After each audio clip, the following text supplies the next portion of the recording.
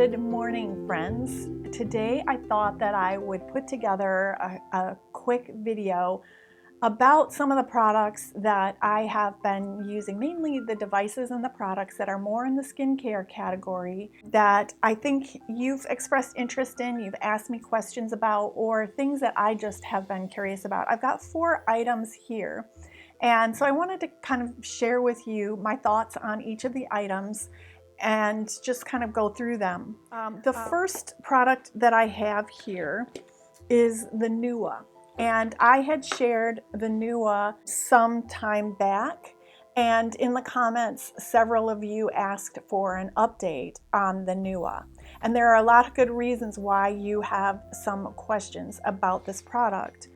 Radio frequency heats the surface of the skin and is said to help to tighten the skin and help smooth lines and wrinkles, as well as sometimes removing fat from subcutaneous fat or fat under the skin. And that can be a good thing or a bad thing. So some of you have asked, am I still using it? What are my thoughts? So here are my thoughts. In general, I have experienced a fair amount of fat loss in my cheek area. In fact, there's an actual kind of a spot like right in this area where there's actually sort of a bit of a divot. And so once I started hearing that the Newa was associated with fat reduction, fat loss under the skin, I stopped using it in this section of my face because I really did not want to lose any more fat under my skin, and started to just use it like around my mouth area and my jawline. But I really, to be honest with you, I really wasn't seeing a lot of results. I was not, I guess I was not being regular with it. And I think most of these devices, you need to use them on a regular basis.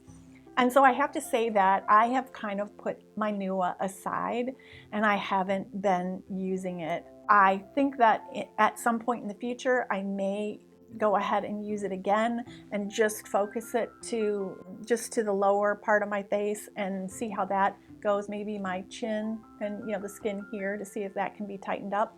If you're interested in that and maybe doing a 30 to 60 day challenge, let me know in the comments, and if there are enough of you that are interested, then I'll go ahead and give it a shot, and we'll do it in the more scientific way where we'll do before and after pictures and see whether or not there's actually any kind of real improvement from the device. But for now, I've sort of, to be honest, set it aside.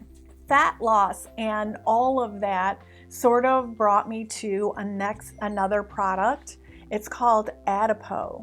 And I heard about it online. I listened to the dermatologist who created it. I ordered it and I used it from the date that I received it, which was in September of 2022, all the way through till mid-December. So I used it for 3 months, and I used it pursuant to the package directions. And what it said to do is help to stimulate fat under the skin. And that for someone like me, maybe this divot would, kind of fill in. And that's sort of what I was hoping to see. I was hoping to see some type of improvement of that area. And what ended up happening was nothing. It moisturizes the skin nicely, but I was not able to see any improvement to any of the areas where I felt like I have had fat loss. And on me, it's very evident, especially at night. You can definitely see it with the bathroom lights that kind of come down. You can definitely see the little divot that I have from, kind of aging and fat loss. And, so I could see that there was absolutely no improvement. If you're looking for something that is nicely moisturizing to the skin, if you have had minimal fat loss and you want to give this a try, go ahead. But I really did not see huge results. The next item that I have is the One Skin, and I was sent this in PR a year ago. And I've been using it off and on ever since. Some people say that that you don't need to use Retin-A if you're using this. I did use it on its own without the retinol, and I found that it's a nice product, and but I actually found that I really like my retinol a little bit better. So on the nights that I'm feeling like maybe my skin needs more nourishment and not retinol, because sometimes I'll do, like some sort of a masking treatment or something like that, then I'll grab for this and kind of use this for a few nights to kind of help the skin to calm down. But then I always sort of end up going back to my retinol products and that sort of thing. And so that I still use this, and I like having it a part of my routine, but I don't use it I don't feel like for me that it is a substitute for the retinol products. So that's just my thoughts on that. The final item, I'm holding it in my hand. I was gonna do like a fully dedicated video to this device. I ordered it in 2021 at Thanksgiving time, and I did not get it until almost February of 2022. I was very sick during that period of time when I received it. I used it, I played with it, and then I sort of put it aside. The technology is such that it makes a mist.